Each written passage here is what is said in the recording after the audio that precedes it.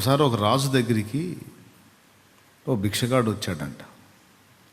ఒక కథలేండి ఇది, కథ ముందే చెప్తున్నా. భిక్షగాడు వచ్చి, రాజా ధర్మం చేయండి అన్నాడంట. ధర్మం చేయండి అంటే, చెప్పు ఏమీమంటావు అన్నాడట.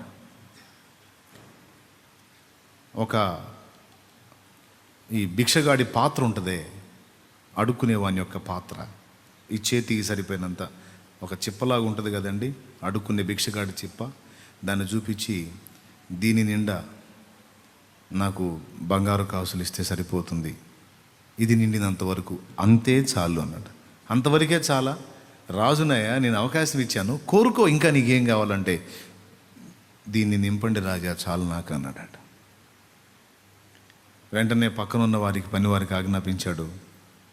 వారు బంగారు కాసులు తెచ్చి ఆ పాత్రలో పోశారు. పాత్రలో పోసినట్టు కనపడట్లా.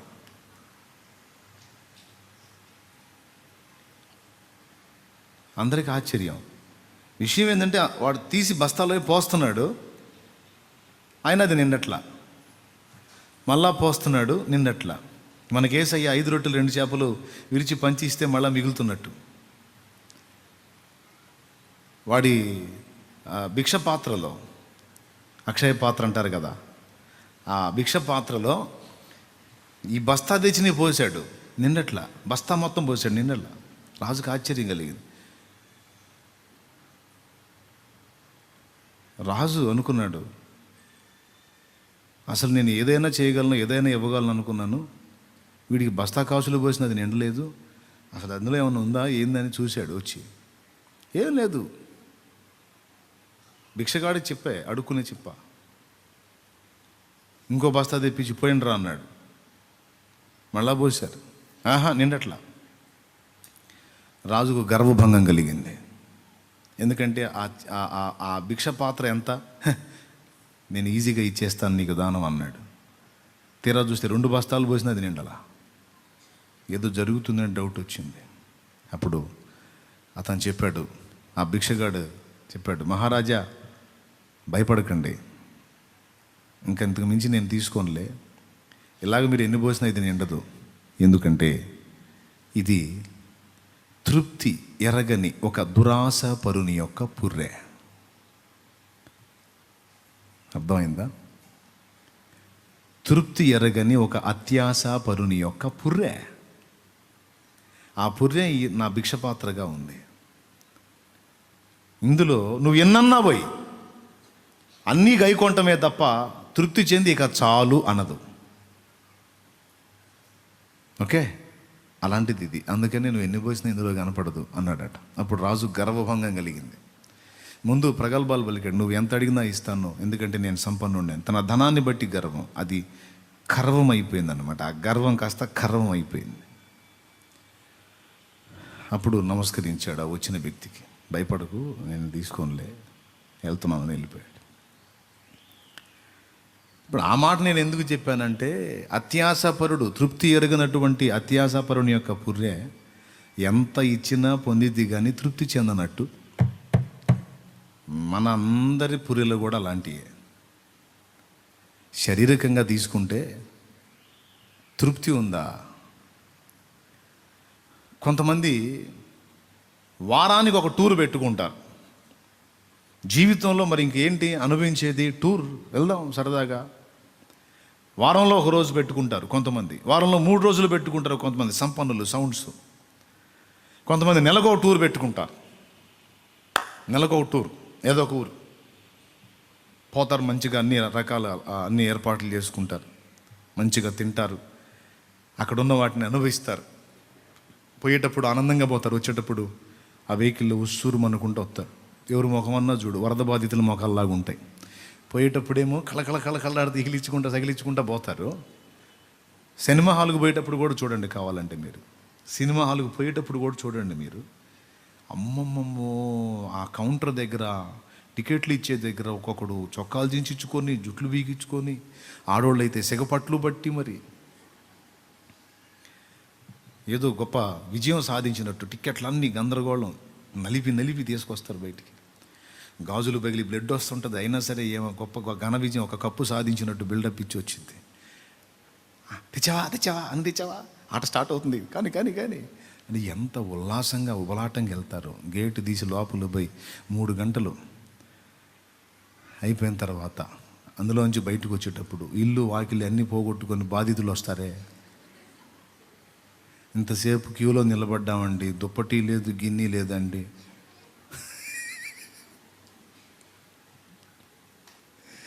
ఏందో దుప్పటి లేదు, గిన్నె లేదండి, నాకు రాలేదండి, చేసేది ఏముందండి అనుకుంటే ఏడు మొహం పెట్టుకుని వరద బాధితులు అంటే అందుకొని చెప్తున్నాను అన్నమాట.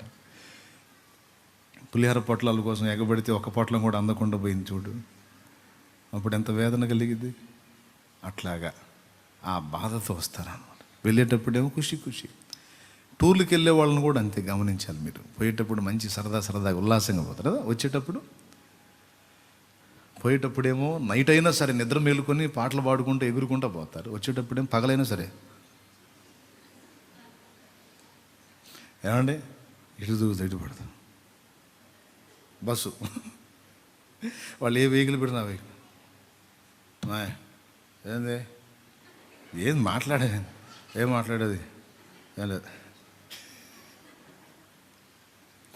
బ్రదర్ ఏంది వచ్చేటప్పుడు మంచి ఖుషిగా పాటలు పాడి కోలాహలం చేసేగా ఏంటంటే ఒళ్ళు అలిసిపోయింది. అసలు నేను జ్వరం వచ్చినట్టుంది, ఇంటికి పోయి నిద్రపోవాలి, బాగా 2 రోజులు నిద్రపోవాలి. ఏం కర్మ పట్టింది ఇంటికాడే నిద్రపో. అవునా కాదా నిజం చెప్పండి, మనలో అనమాట. అవునా? అది ఈ రకంగా నువ్వు ఎక్కడికైనా సరే ఎంజాయ్ చేద్దామని పోయేటప్పుడు ఎంజాయ్కి పోతావా, వచ్చేటప్పుడు మళ్ళీ ఏడుపు కొట్టు మొహం వేసుకొని వస్తావు. తృప్తి ఎక్కడా? చూచుట చేత కన్ను తృప్తి నొందుకున్నది, వినుట చేత చెవికి తృప్తి లేదు. ఎన్నో రకాల పదార్థాలు తిన్నా నాలుగుకి తృప్తి లేదు. ఎన్నో వస్త్రాలు ధరించినా దేహానికి తృప్తి లేదు. శారీరక భోగాలు ఎన్నో అనుభవించినా దేహంలో పైత్యరసం సావనంత వరకు తృప్తి లేదు. Okay right. ఇదంతా నేను చెప్పిన భిక్షగాడు అక్షయ పాత్రలు లేదు మనిషి బ్రతుకు. సో అట్లాంటిది అంతా అనుభవించి విరక్తి చెంది టోటల్గా నాకు ఒకటి అర్థమైంది అన్నాడు. ఏం అర్థమైందంటే తృప్తి లేని బతుకండి అన్నాడు సొలొమోను గారు. ఏం బతుకు? తృప్తి లేని బతుకు. మరి తృప్తి గల్ల బతుకుని గురించి ఒక ఆయన చెప్పాడు.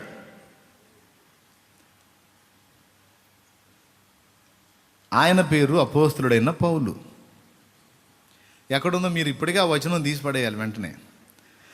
దీన స్థితి యందునా సంపన్న స్థితి యందునా నడచినను ఎగిరినను సంతృప్తి కలిగి యుందునే. దీన స్థితి యందునా సంపన్న స్థితి యందునా నడచినను ఎగిరినను సంతృప్తి కలిగి యుందునే. నిత్యము ఆరాధనకు నాధారమా స్తోత్ర బలులు నీకే అర్పించెద యేసయ్యా. నిత్యము ఆరాధనకు నాధారమా స్తోత్ర బలులు నీకే అర్పించెద యేసయ్యా. రాజా జగమెరిగిన నా యేసు రాజా, రాజా జగమెరిగిన నా యేసు రాజా.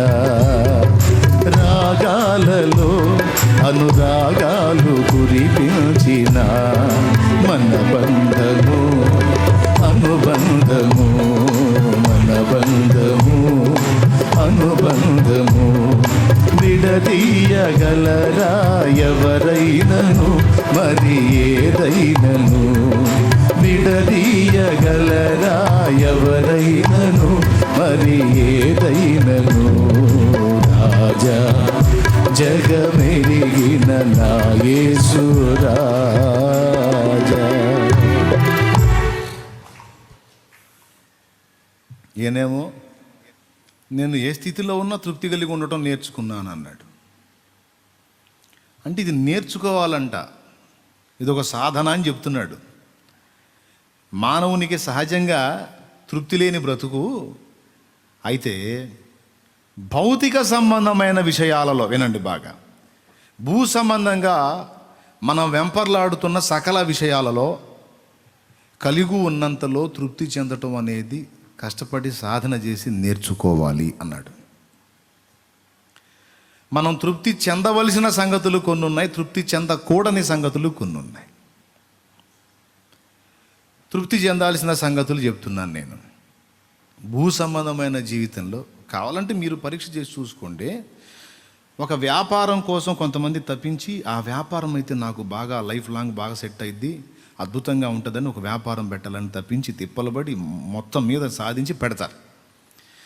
వ్యాపారం పెట్టిన తర్వాత బాగానే ఉంటుంది, కొన్ని సంవత్సరాలు గడిచిన తర్వాత దాని మీద వెగటు పుట్టిద్ది.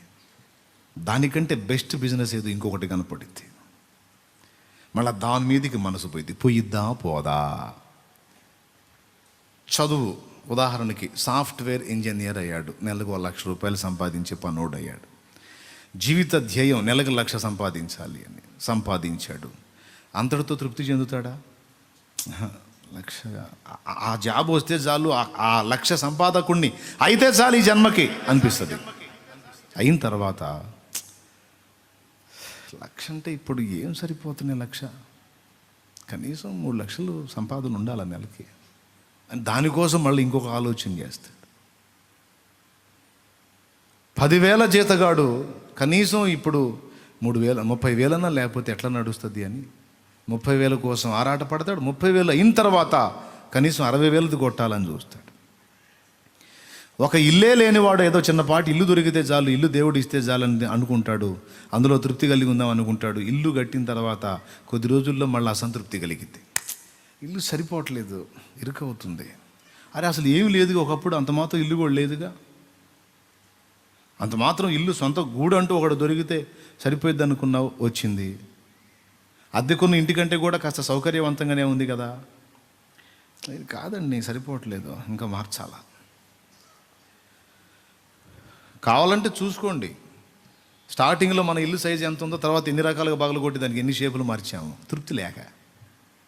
చివరికి అట్టు మార్చి కూడా తృప్తి లేక దాన్ని అమ్మేసుకొని దాంతోపాటు ఇంకొంచెం డబ్బు వేసుకొని ఇంకా వైభవంగా ఉన్న దాన్ని ఇంకో దాన్ని పొందాలని తిప్పలు పడతాం.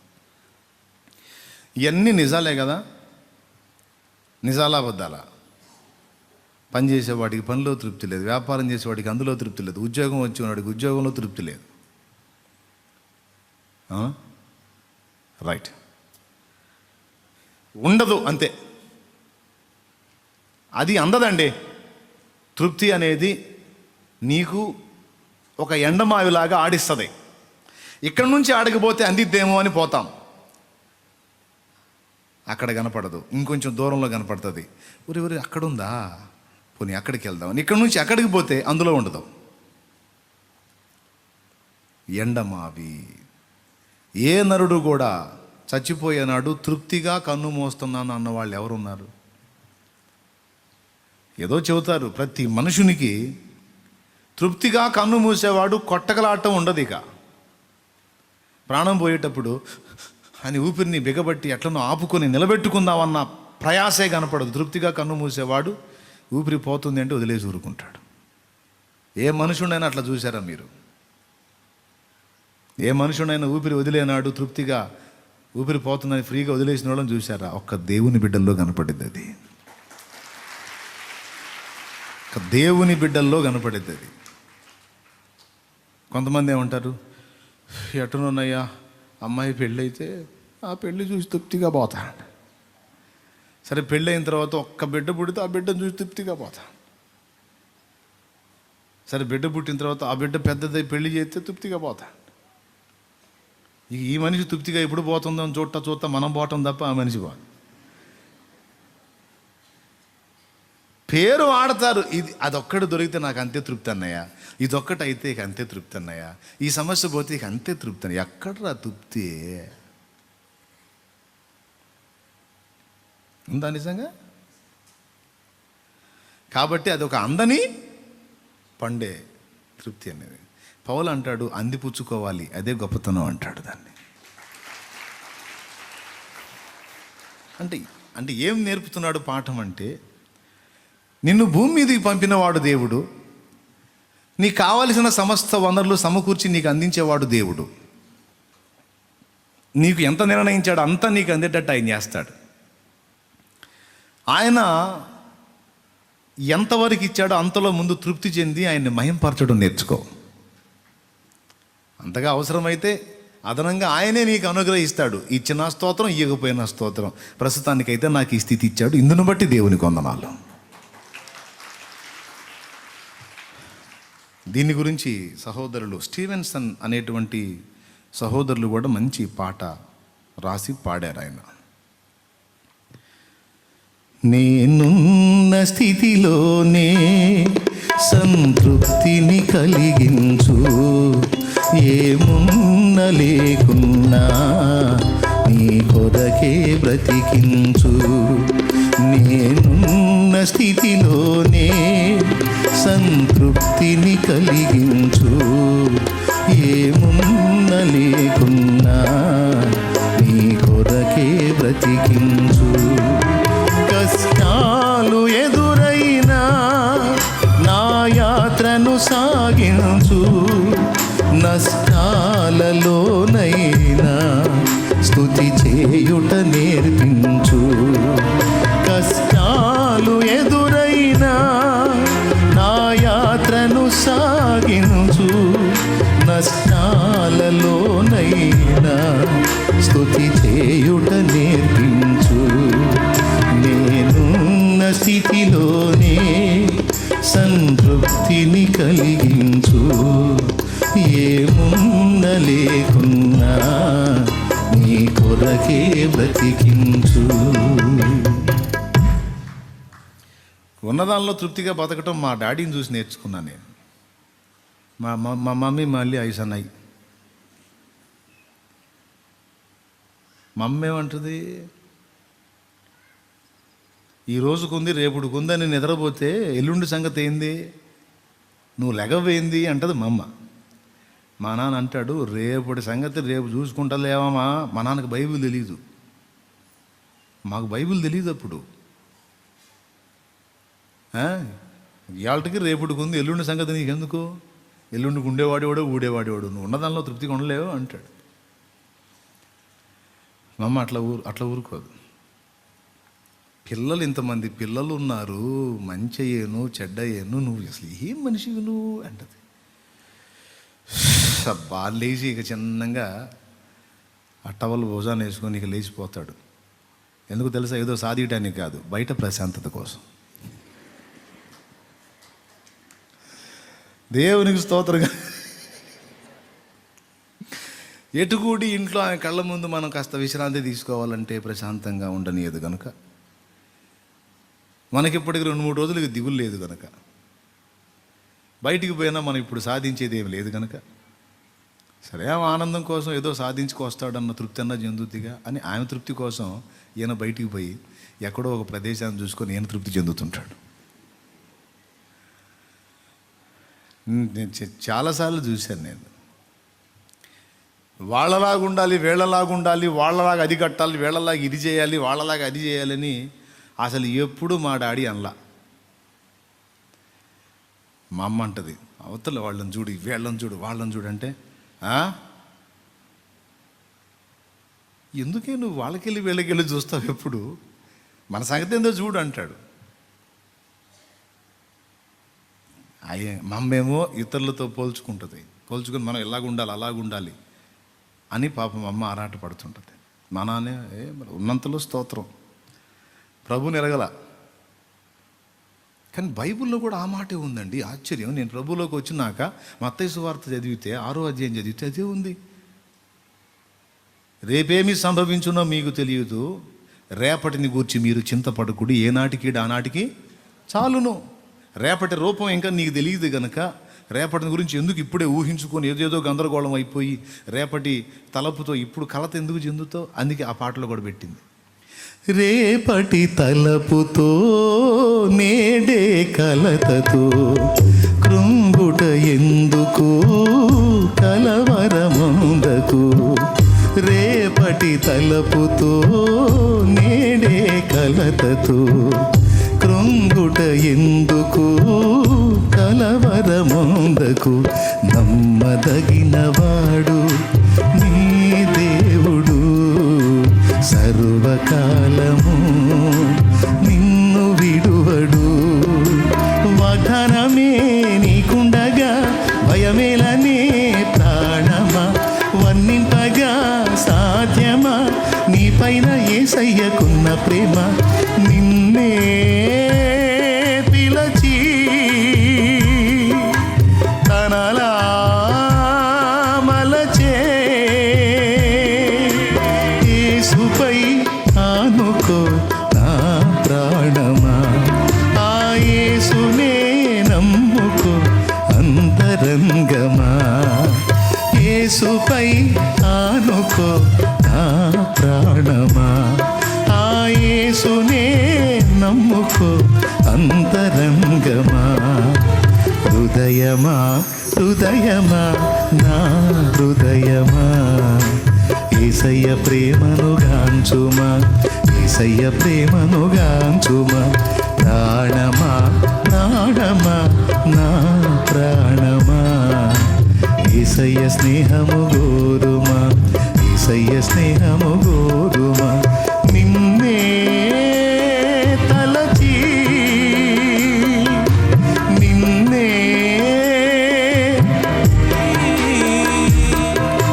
దేవుడే మనుషుడైన చిత్రము చూడుమా, ఆ దేవుడే దీనుడైన హృదయమా హృదయమా నా హృదయమా, యేసయ్య ప్రేమను గాంచుమా, యేసయ్య ప్రేమను గాంచుమా. ప్రాణమా ప్రాణమా నా ప్రాణమా, యేసయ్య స్నేహము కోరుమా, యేసయ్య స్నేహము కోరు. Praise the lord. రేపటిని గురించి ఆలోచించి గందరగోళం అయిపోయి మా డాడీ ఇది కూడా చెబుతాడు. సంతకాడు తెచ్చేవాడి కోసం సగపొంతుగాడు తెచ్చేవాడు ఏడిచాడంట. సగం పొద్దు అంటే మధ్యాహ్నం,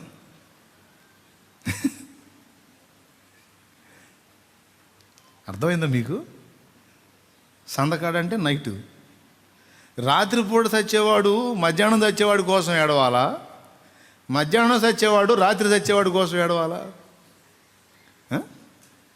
కొంతమంది వాళ్ళ పని అయిపోతుంటే వాళ్ళెట్టో అని ఎడుతుంటారు. ఎవరు? పిల్లలెట్టో, మనవాళ్ళెట్టో, మనవరాలెట్టో. వెర్రి మొహమా, నువ్వు సగం పొద్దుగాడు చచ్చే పరిస్థితుల్లో ఉన్నావు. సందగాడు తెచ్చే వాళ్ళ గురించి ఎందుకు ఏడుస్తావు? మా నాన్న లక్కు కుదిరి మేము యేసుప్రభుని నమ్ముకోవటం సూపర్ ప్లేస్ అయింది మా నాన్నకి. ఎందుకో తెలుసా? ఇక మా అమ్మ టార్చర్ ఉండదు. అవసరమైతే వాక్యం ఎత్తి చెబుతాడు. ఉండవమ్మా, బైబిల్ ఏముంది? ఏనాటికీడు ఆనాటికి చాలు. రేపటిని గురించి అరే ఒక పక్క మాటలు, దేవుని మాటలు ఇంటర్ కూడా ఏమొచ్చిందని నీకంట. ఈ వాక్యం అడ్డం పెడితే మమ్మ ఏం చేసింది? మమ్మ కూడా హల్లెలూయా స్తోత్రం అంటుందిగా, ఇంకేమంటానికి లేదు.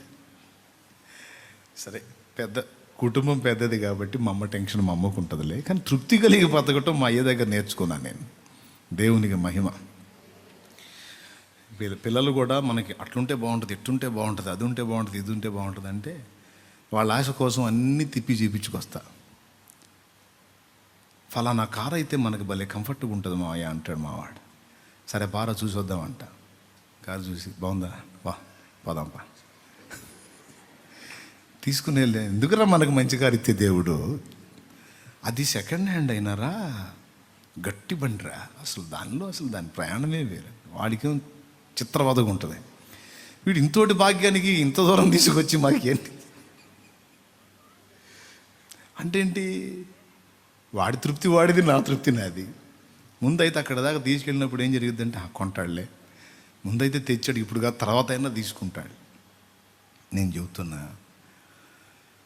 అది చిన్నదైనా పెద్దదైనా దేవుడు నాకు ఇచ్చిన దానిలో తృప్తి వెతుక్కోవటం నేను కూడా సాధన చేసుకున్నా. హల్లెలూయా. పెద్ద సంఘం కట్టాలా, ఊరు మొత్తం నేనే వెళ్ళాలా అనే ఆలోచన లేదు కాబట్టి కొన్ని సంవత్సరాలు నేను మరుగునే ఉన్నా. ఇప్పటికి కూడా కరోనా వచ్చి బయటికి లాక్కొచ్చింది, కానీ లేకపోతే ఇప్పుడు కూడా నేను పబ్లిక్లో కనపడేవాడిని కాదు. కరోనా వచ్చి మార్చి 22, 2020లో వచ్చి నన్ను ప్రజల్లోకి తీసుకొచ్చింది.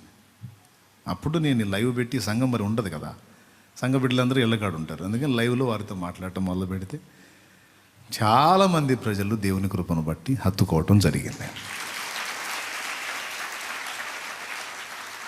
కొద్ది పరిచర్య, ఇంకొద్ది పరిచర్య, సేవలో తృప్తి చెందకూడదు కాబట్టి అలా పరిగెత్తాను. ఆయన ఉన్నంతలో దేవునికి మహిమ. దేవుడు ఇంకా అదనంగా ఇస్తే ఇంకా వాడుకుంటే స్తోత్రం. కానీ వాళ్ళకుంది నాకు లేదు, అయ్యో అనే వేదన మాత్రం లేదు. దేవుడిస్తే చేద్దాం, ఇంకా ఇంతవరకు చాలు అనుకోకూడదు, చేద్దాం. కానీ అవతల వాళ్ళకు ఉంది నాకు లేదు అని అనుకోకూడదు. నాకు ఇచ్చినంత వరకు దేవుడు ఇచ్చాడు, కృపతో ఇచ్చాడు, దేవునికి స్తోత్రం.